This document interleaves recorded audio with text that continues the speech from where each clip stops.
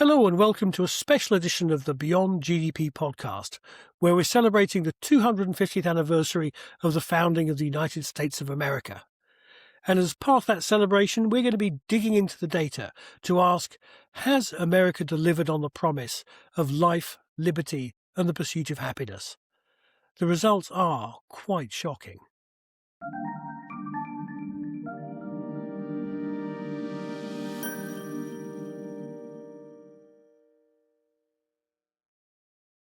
With its semi-quincentennial, as they call it, the United States, the world's longest-running democratic republic, hits a new milestone. And it is a huge achievement. Just think, in the lifetime of this one republic, France has had 5 republics. Or think about Poland, which was actually the second country in the world to have a written constitution. But after then, it's gone through partition, occupation, obliteration from the map, in the same period when the US has just rumbled on as one republic. There's a point in life when survival itself is a cause for celebration, all of its own, and 250 years is a great age for a republic. Congratulations, USA. But let's press a bit harder. Can America celebrate not just survival, but success after 250 years? Now, this looks like a bit of a no-brainer. From New Kid on the Block and fighting for its life in 1776, the US is, for the time being at least, the world's greatest economic and military power, probably the greatest power in world history. Job done, trophy won, USA, USA. But hold your horses for a moment. The United States is not like other countries. At its inception, it told us what it was trying to achieve and what it wanted to be judged by. It wasn't measures of economic might or military muscle that the new republic aspired to, but rather its citizens' ability to exercise their right to life, liberty, and the pursuit of happiness. And by those measures, I'm sorry to say, there can be no prizes, no party.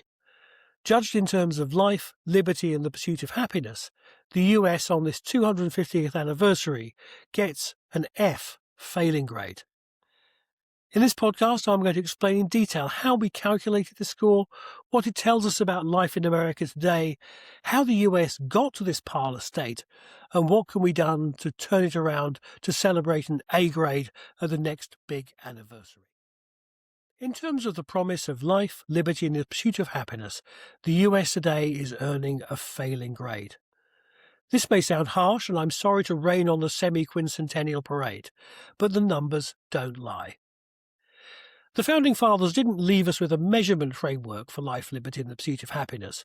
So to track America's performance, I'm using the Social Progress Index, which maps extraordinarily well onto these goals. For life, we measure basic human needs, the things you need to stay alive: food, water, shelter, and safety. For liberty, we measure opportunity in terms of rights, freedoms, inclusion, and access to advanced education. And for the pursuit of happiness, we base that on foundations of well-being: education, information, and the health of our bodies and the environment. Does social progress sound a bit suspicious to you? Is this a deliberate hatchet job on the US? No. Social progress just means good quality of life. And the Social Progress Index was developed under the leadership of the eminent Harvard Business School professor Michael Porter. He is no socialist, and he is an undoubted American patriot. The social progress itself is based on measures of outcomes, not inputs. We're not making judgments about what your school system is like, what your health system is like, what your legal framework is, and so on. We're simply asking things like, do people have a water supply? What's the rate of violent crime? Do kids learn in school? What's life expectancy? Can people exercise their rights? It's actually amazing how much we agree when we talk about outcomes. The controversy is usually about the means. Social Progress Index is only about the outcomes. And the data? Well, it all comes from trusted global sources and has been through rigorous screening. We've been doing this for more than 10 years now, and our methodology is transparent and open to review. With that preamble out of the way, why is America getting an F on life, liberty and the pursuit of happiness? Well, there are actually 4 reasons. Reason number 1. The US ranks just 32nd in the world out of 171 countries on social progress. Now, you might expect the US to be behind those sort of smug socialist Scandinavians. Norway is number 1 country in the world after all. Or maybe a few of those small countries with turbocharged GDP like Ireland, Luxembourg or Singapore. But it's worse than that. At 32nd place, the US is bottom of the G7, below Germany, the UK, France, Canada, Japan and Italy. The US scores worse than the whole of the European Union and is behind even newer members of the EU like Poland and Cyprus. Yes, America is better than 171st ranked Central African Republic, but that's no win. 32nd place is just not good enough to be called a leader in life, liberty and the pursuit of happiness. Reason number 2. It's getting worse. Since 2011, US social progress has declined. In those 15 years, almost every other country has improved, some by large amounts.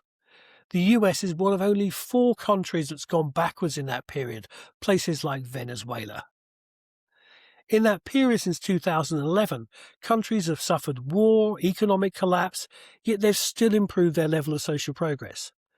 The US economy has boomed, and yet social progress has still declined. That's got to get you an F. Reason number 3. The US is richer than most of the countries it's losing out to. The US has the 7th highest GDP per capita in the world. Relative to its wealth, it's hugely underperforming. Countries that underperform on social progress against their GDP per capita are usually extractive economies like Saudi Arabia or Guyana, or effective dictatorships like Russia. No other advanced economy underperforms like the US does. Or put another way, the US has the resources to offer a quality of life on a par with Denmark's. It just chooses not to. That's just not good enough to get a passing grade on life, liberty and the pursuit of happiness. Reason number 4, and this is the kicker, it didn't used to be this way. We can actually take the Social Progress Index measure back to 1990, just at the point of victory in the Cold War. At that time, America was doing well economically, 7th highest GDP per capita in the world, just as it is now. But it was also doing well in terms of social progress, 8th highest in the world, right up there with those Nordics and other European countries. Don't tell me that the Social Progress Index is biased against the US, although the US is different because it's big. America used to be good at this stuff, but has lost its way in the last 35 years. That's got to be a fail. So that's it. With its low standing in the rankings, poor performance relative to its wealth, and its negative trajectory, the only grade the US can get on life, liberty and the pursuit of happiness is, sadly, an F. Next, we're going to break this down in 2 ways. First, where is the US strong and weak? And second, when did it all go wrong? And spoiler here, if you think it's all about Trump, you're wrong. Well, look out for part 2 coming up next. Thanks for watching. All the data is on our website. Do check it out. And please do like and subscribe. If you want to learn more about going beyond GDP, Social Progress Imperative has the tools to help you.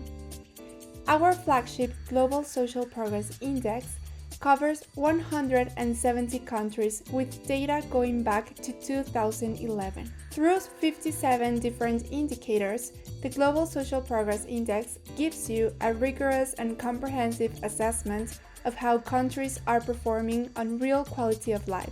For information on all of these tools, go to our website at socialprogress.org.